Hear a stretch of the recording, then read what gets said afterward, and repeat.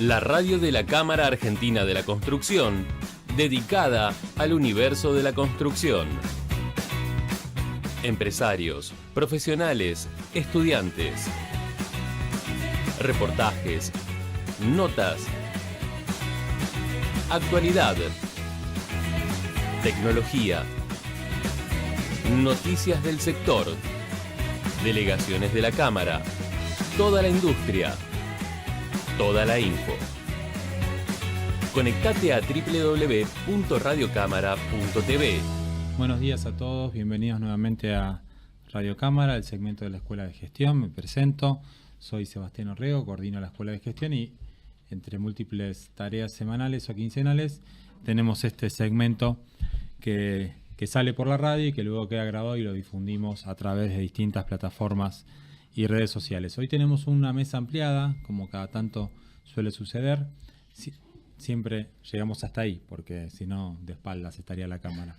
Así que hasta acá, hasta 4, entramos bien en la mesa. Nos vamos a ir presentando. Hoy tenemos un invitado internacional. Radio Cámara se internacionaliza, aunque el último programa tuvimos invitados chilenos, pero ahora nos vamos a Europa y nos acompaña Miklos Sobeñi-Lux. Lo pronuncié relativamente con dignidad, bien, ¿no? Bien. Volvemos a traer a la mesa la temática BIM, porque creemos que es un cambio necesario, un cambio que se está llevando adelante en muchísimos lugares del mundo y que en Argentina, a nuestro ritmo, un ritmo más quizás argentino, estamos llevándolo adelante, y este año el tema está realmente al rojo vivo. Es un tema candente, un tema que reunión en la que uno participe sale por alguno de los costados, ya sea por tema económico, por tema de proyecto, por tema de cumplimiento de los plazos o de los costos. Siempre alguien te habla de BIM. Estamos liderando el tema en la Cámara Argentina de la Construcción o acompañando a líderes que ya venían trabajando, como Nicolás y Javier, y les pido que se presenten y que después comencemos con mucha tranquilidad este diálogo con Miklos. Bueno, me llamo Nicolás Ruggero, yo soy ingeniero civil, miembro de la Cámara Argentina de Construcción y del Grupo 2020 de la Cámara. Vengo trabajando con BIM en mi empresa constructora hace 6 años y bueno, y ahora tengo el honor de formar parte de los que empezaron a organizar y los fundadores del BIM Forum de Argentina. Bueno, yo soy Javier Núñez, arquitecto y básicamente docente. Profesor en la Facultad de Arquitectura de la Universidad de Buenos Aires, de la Universidad Nacional de Avellaneda y en la Universidad de Moreno también, dando desde hace muchos años AutoCAD y desde hace menos años trabajando muy fuerte con el BIM.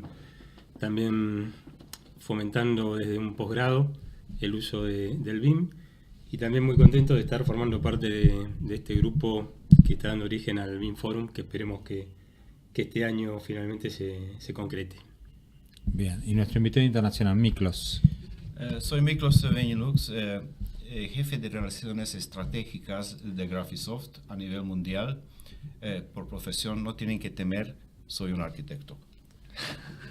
Tenemos un ingeniero, 2 arquitectos y yo vengo de la filosofía, así que soy el raro de la mesa, pero bueno. Miklos, ¿qué es esto de ser jefe de Relaciones Estratégicas? ¿Por qué estratégicas y con quién te relacionas en tu trabajo?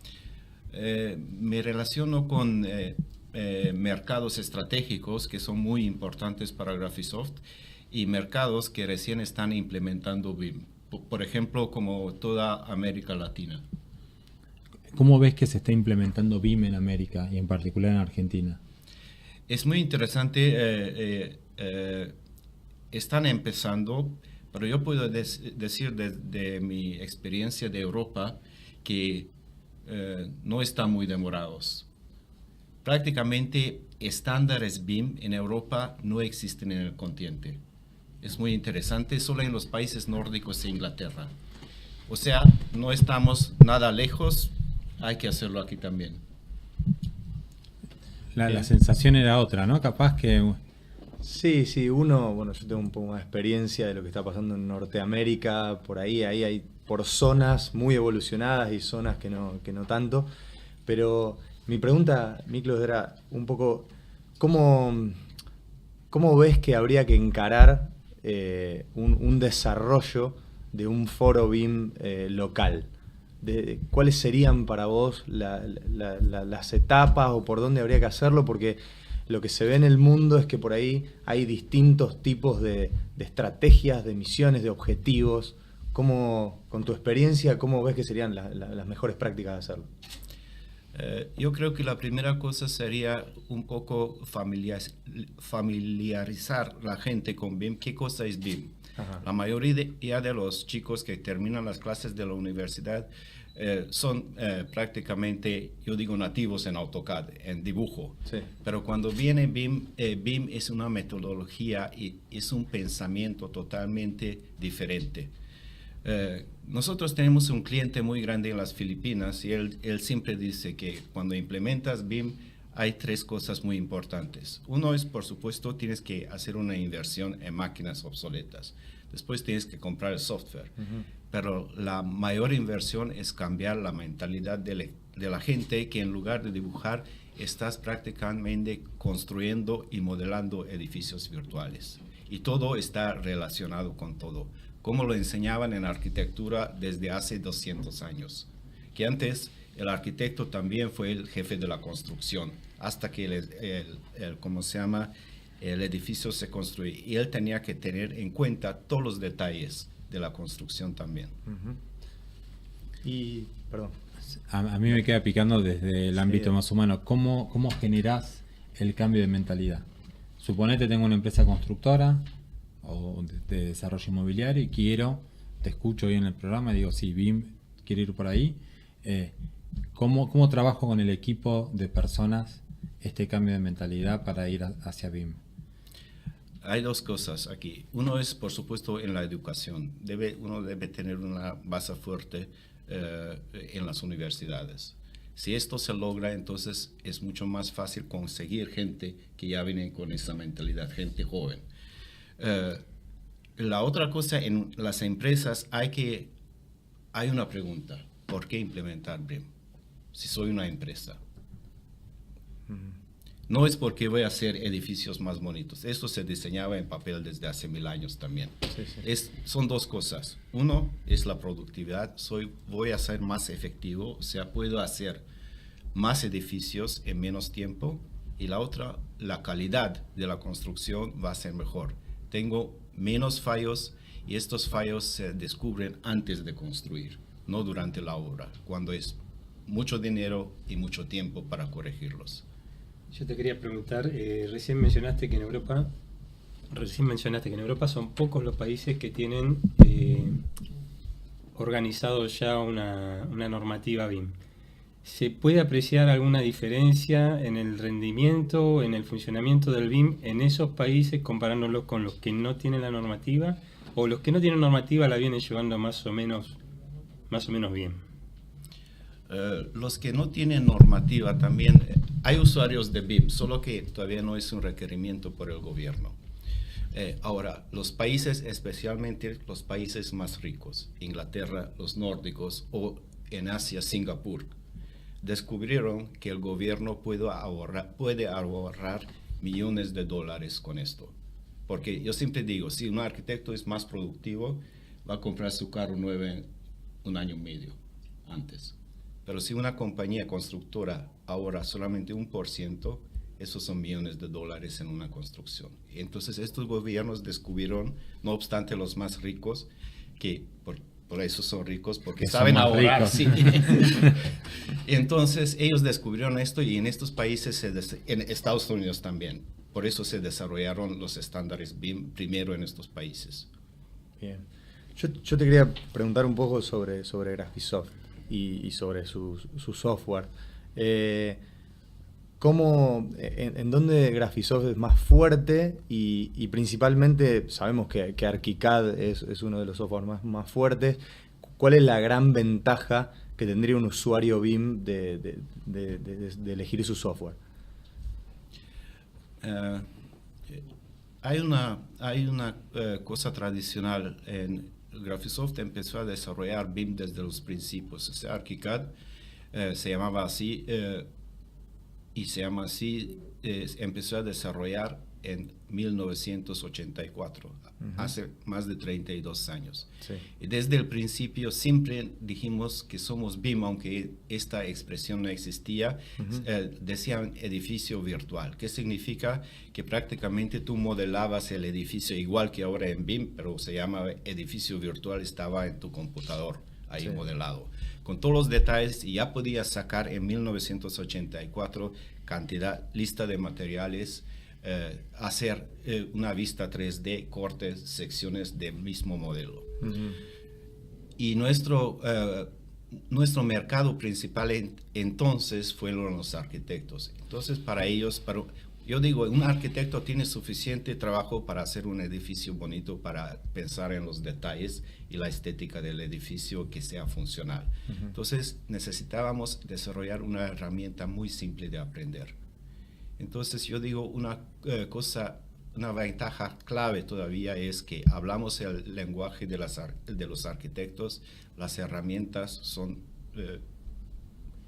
estructuras de edificios como columnas, vigas, losas, muros, por ejemplo, y además es fácil de aprender en unos pocos días, porque siempre se ha tenido cuidado hacerlo lo más fácil y lo más amigable posible. Eso viene también la otra cosa, que estamos en 2 plataformas, en Macintosh y también en Windows. Y ahora tenemos una solución para dispositivos móviles que es BIMX, que es un Explorer para gente que sabemos que nunca va a aprender a manejar una aplicación o ni siquiera un computador. Pero con un iPad o un Android sí puede visualizar, ver, anotar los dibujos y también los dibujos técnicos que puede recibir. Me suena que eso puede ser muy útil en una obra.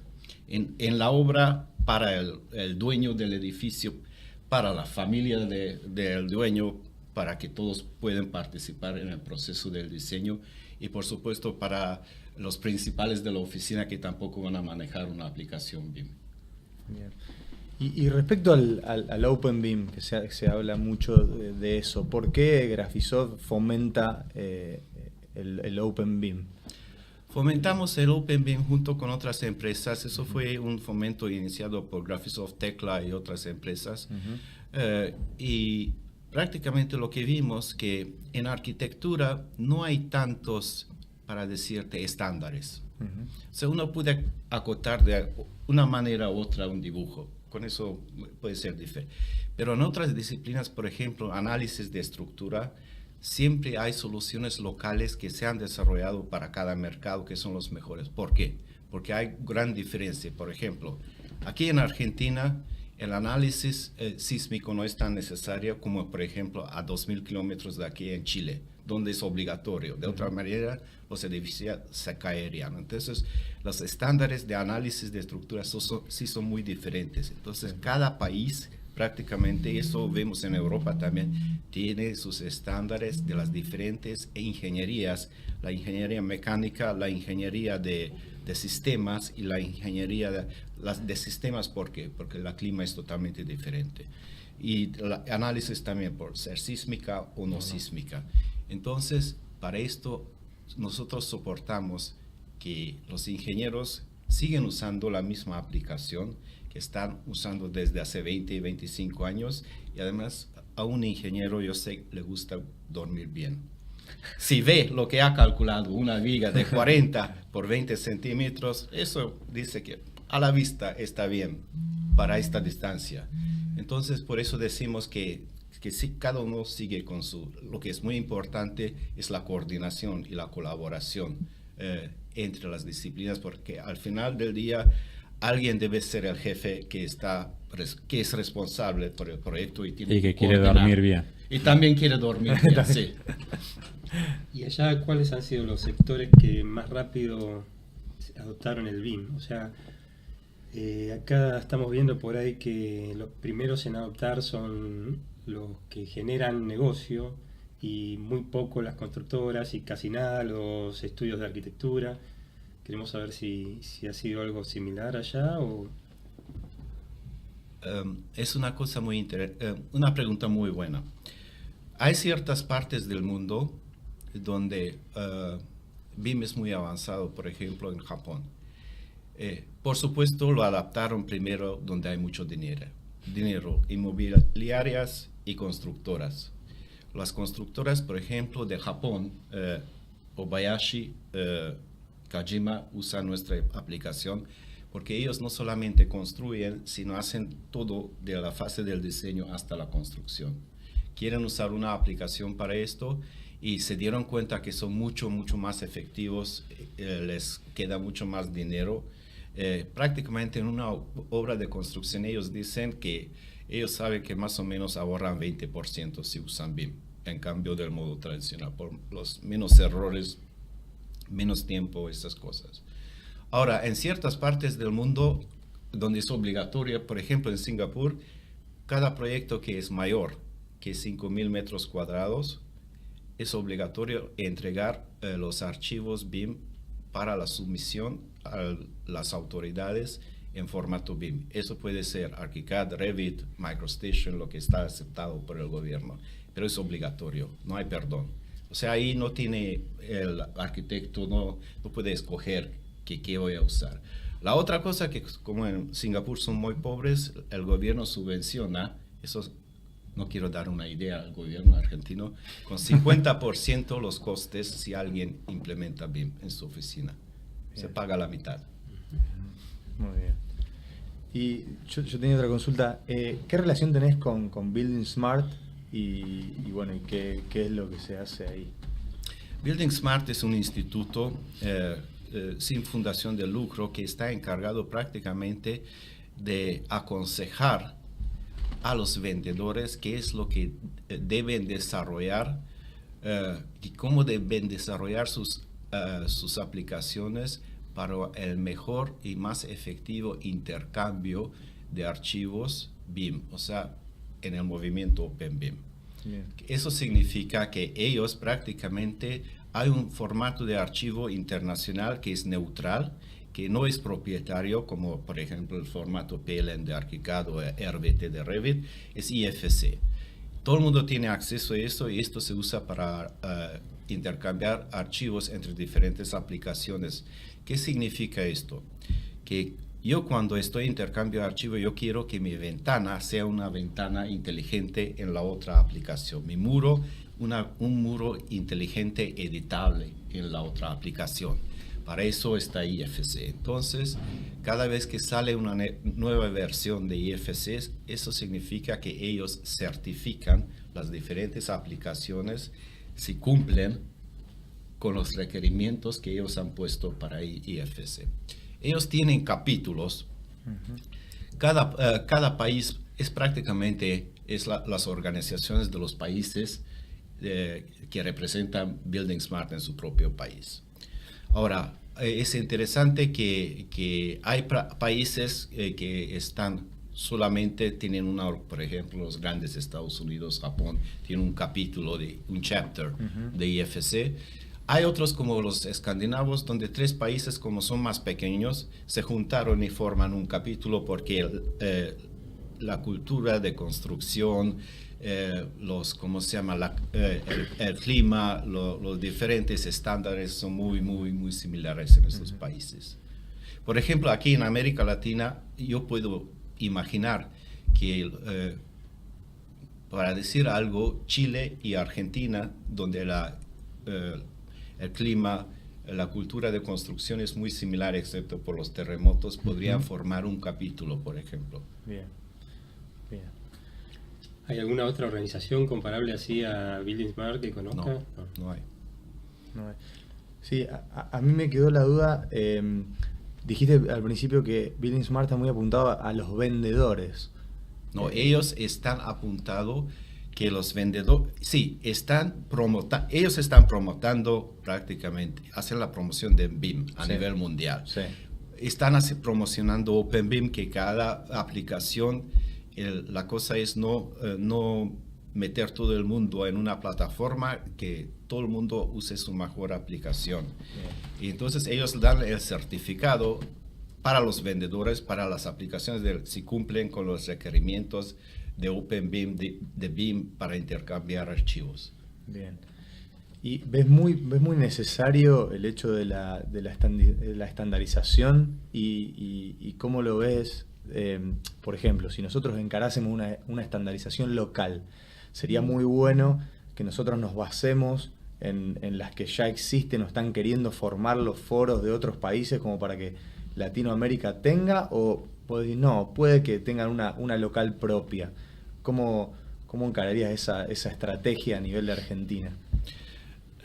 Mira, es muy interesante otra vez porque prácticamente lo que yo veo, yo estoy miembro del Comité Europeo de la Unión Europea para crear los estándares BIM para toda la Unión. Ahora participan 18 países de los 28. Estamos ahí, tenemos reuniones, discutir. Pero prácticamente no es crear un estándar, es más bien definir los requerimientos y el flujo de trabajo que debe cumplir cuando uno está trabajando en BIM. No que específicamente que debe cumplir. Para eso tienen los estándares climáticas, energéticas, de análisis de estructura, etcétera, en cada país. En estos ellos tampoco se meten. La única cosa que piden es que cuáles son las diferentes fases de un proyecto, por ejemplo, que deben cumplirse para poder trabajar con una metodología BIM. Estás hablando por ahí de los LOD o los diferentes Level of Development. Exacto, eso. Y eso es lo que me está diciendo, que están tratando de unificar a nivel europeo, o sea, sí, para que los LOD sean iguales en toda Europa. Mira, hay 28 países pequeños, o sea, sería una locura que cada uno tenga su propio estándar. Y además hay el flujo de trabajo de trabajadores es libre dentro de la entonces comunidad. Un arquitecto va de Inglaterra a Alemania y no entiende nada porque tiene que aprender los estándares. La otra cosa es que no hay que torturar al arquitecto con los estándares, que debe ser lo más simple posible. Él tiene suficiente trabajo en diseñar la casa. Claro, está bien. Y en relación, bueno, con lo que me decías, OpenBIM fomenta de que quizás yo pueda usar ArchiCAD y pueda seguir usando mi software de cálculo. Ahora, la gran pregunta que te van a hacer muchos es, ¿por qué tengo que usar ArchiCAD y no Revit? Por ejemplo, que es algo que el AutoCAD estuvo tan fomentado que todo el mundo casi pasó automáticamente a Revit por el hecho de que quizá pertenecía a la misma familia y no miró para el costado a ver qué había en otro lado. Yo por ahí soy ingeniero civil y sabemos que Tecla es muy fuerte, pero en los arquitectos quizá por una cuestión de costumbre. ¿Cómo lo ves? Yo lo veo, eso viene de prácticamente de OpenBIM.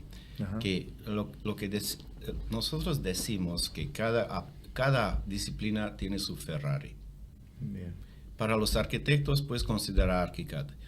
Hay muy buenas aplicaciones. Ahora, AutoCAD no se puede, porque AutoCAD es una herramienta de dibujo genérico. No importa si tú eres ingeniero, arquitecto, dibujas líneas y punto, prácticamente. Sí. Puedes hacer 3D de un modo muy complicado, pero no tienes herramienta de ventana, no tienes... Para esto surgieron las aplicaciones BIM como ArchiCAD, Revit, y nosotros decimos por eso que cada uno puede escoger lo que uno más le gusta, y lo otro que puede ser que hay unos que son mejores en una cosa como Tecla en diseño de estructuras, o por ejemplo ETABS para cálculos sísmicos en análisis, ArchiCAD para arquitectura, RevitMap para sistemas de instalaciones, y toda esa gente debe poder comunicar con uno al otro, y al final del día alguien tiene que coordinar todos los modelos que vienen de las aplicaciones. ¿De qué cantidad de aplicaciones más o menos estamos hablando? Qué bueno, creo. Yo puedo decir que no sé de aquí, pero prácticamente por lo menos son unos 60 aplicaciones a nivel mundial. Dije 50. Claro, no, uno se imagina 3, 4 nombres barra marca. No.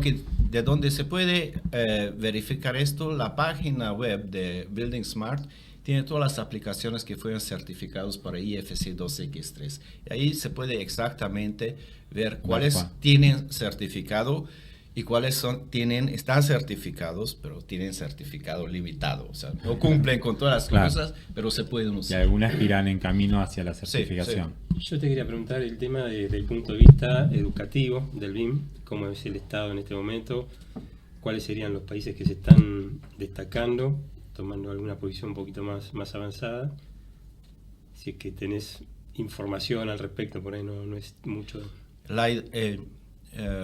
Yo estoy bastante involucrado con esta región. O sea, región de América Latina, excepto Brasil. Y lo que veo, y es un señal muy, muy bueno, que en Chile, Perú, Ecuador, Colombia, hay un gran empuje por parte de las universidades para enseñar a los chicos BIM. Y hay mucho interés, están implementados uno detrás del otro, las universidades privadas, las públicas. O sea, ellos sí lo ven, que BIM es muy importante y es un señal muy bueno. Bueno, estamos terminando y una pregunta más en lo personal. ¿Cómo fue tu acercamiento a BIM? ¿Cómo llegaste a BIM? Porque como arquitecto probablemente estuviste formado en otra escuela. No, terminé en una escuela universidad. Entonces en Hungría había solamente una universidad donde uno podía recibir diploma de arquitecto y terminaron 120 arquitectos al año. Me fui a trabajar para una oficina de diseño durante 5 años, pero después el sistema cambió del socialismo al capitalismo totalmente. Hubo crisis, todas esas cosas, entonces empecé a pensar, a ver, ¿qué otra cosa existe? Y hay una cosa muy similar, que es el diseño de una solución arquitectónica para arquitectos. Cuando estás pensando que, a ver, ¿qué herramientas necesitas? Este fue mi primer paso en Graphisoft. Fui a Graphisoft y entonces el que me empleó, yo le dije, pero yo solo dibujaba con lápiz y papel y punto. Yo nunca voy a aprender esto. Entonces me dijo, oye, te apuesto que es tan fácil que en 2 semanas lo vas a aprender. Entonces dije, no, ven a trabajar conmigo. Ok, me fue. Y sí fue tan simple que en 2 semanas lo pude aprender. Eso fue el primer empuje. Después fui por todos los puestos en Graphisoft, desde soporte técnico, como empieza un arquitecto, hasta diseño de programa y, vicepresidente de Product Management, Business Development, y ahora soy jefe de Relaciones Estratégicas. Básicamente esto fue. Muy bien. Bueno, Miklos, muchísimas gracias por habernos acompañado en este programa de Radio Cámara. Gracias Nicolás, gracias Javier. Nos estamos viendo con todos dentro de 15 días. Muchas gracias. Muchas gracias.